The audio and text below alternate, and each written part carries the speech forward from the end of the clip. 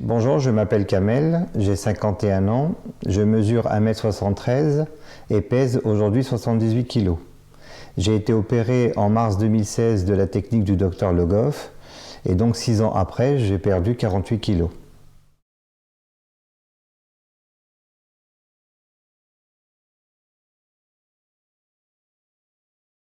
Durant les 10 premières années de mariage, le surpoids a commencé. C'est là que j'ai commencé à prendre 20 kg sur ces 10 ans. Parce qu'on stagne, on fait moins d'exercice, comme je vous disais, avec les enfants c'est assez difficile. Et dès la fin de ces 10 années, c'est là que les problèmes ont commencé. La première alerte a été une hypertension artérielle, où je me suis retrouvé à l'hôpital pendant 3 jours. La seconde alerte a été l'opération des varices, des veines. La troisième alerte, 3 ans plus tard, a été la stéatose, donc le foie gras. Je passais de crise de foie en crise de foie.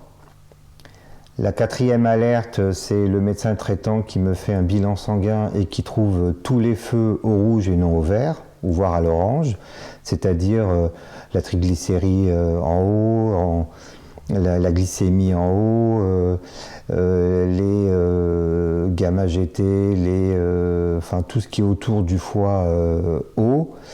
J'ai commencé par la suite à avoir des bronchites à répétition. J'ai jamais pris de Ventoline de ma vie et je me suis retrouvé à en prendre parce que je n'arrivais même plus à monter les escaliers.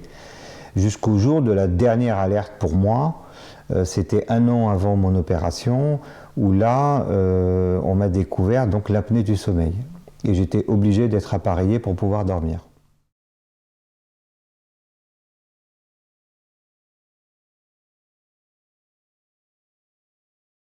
Fin 2019, à la naissance de mon 4e enfant, juste après sa naissance, j'ai commencé à avoir pas mal de bouffées de chaleur. Je ne comprenais pas pourquoi, des fourmis dans la tête qui chauffait, bon, je ne comprenais pas trop. Et un jour où je rentrais du travail, j'étais assez fatigué. Ma femme, qui était donc occupée à cuisiner, etc., me dit, s'il te plaît, le gamin est sale, va le changer. Et je lui dis, mais je ne sais pas pourquoi, je ne sais pas ce que j'ai la tête qui tourne, c'est bizarre, mais bon, après on ne réfléchit pas quand ce sont ces gamins.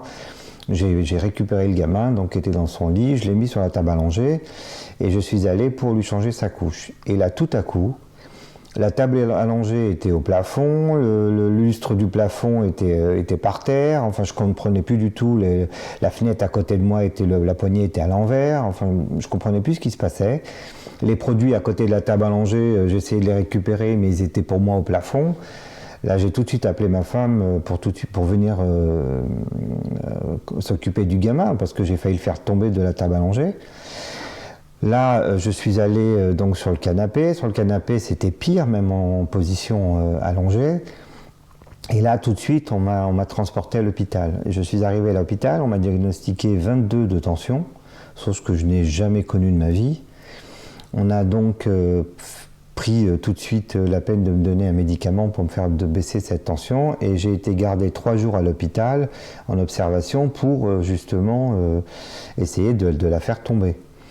Elle est tombée à pas moins de 17 ans. Donc je suis quand même sorti 3 jours après. J'ai vu dans la foulée un cardiologue qui m'a fait une batterie d'analyses, prise de sang, et il y a eu pas mal de tout, enfin, des bilans, tests d'effort pour le cœur, enfin un certain nombre de choses. Et là, donc a été lancé donc le traitement de la tension, 20 mg. C'est très dur à s'habituer, c'est quand même quelque chose qui est fort. C'est ce qu'ils appelaient le bêta-bloquant là.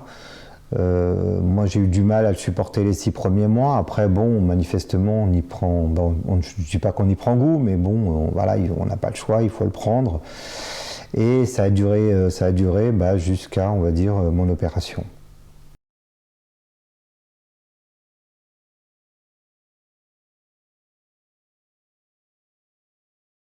Donc, juste après les problématiques de tension est arrivée aussi une problématique de foie.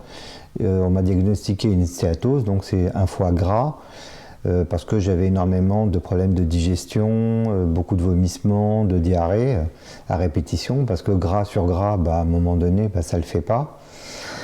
Et le médecin traitant, il m'a dit, bon, il va falloir peut-être commencer à vous occuper de vous et non plus trop des enfants.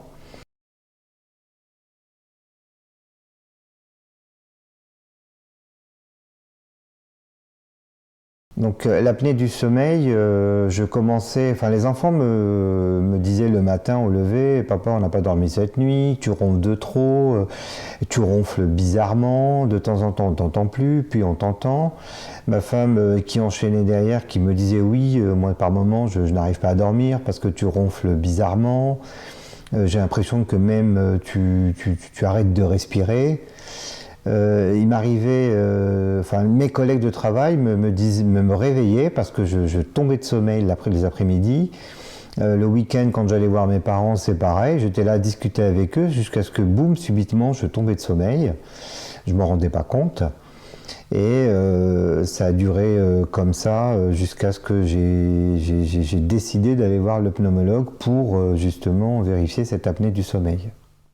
Donc je suis allé voir le pneumologue qui m'a fait pas mal de contrôles et d'analyses et plusieurs tests d'ailleurs, et la conclusion était une apnée du sommeil très sévère.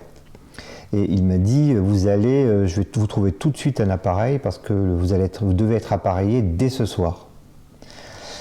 Très franchement, quand on vous dit ça, vous avez l'impression que tout vous tombe dessus, quoi. Vous ne comprenez plus rien.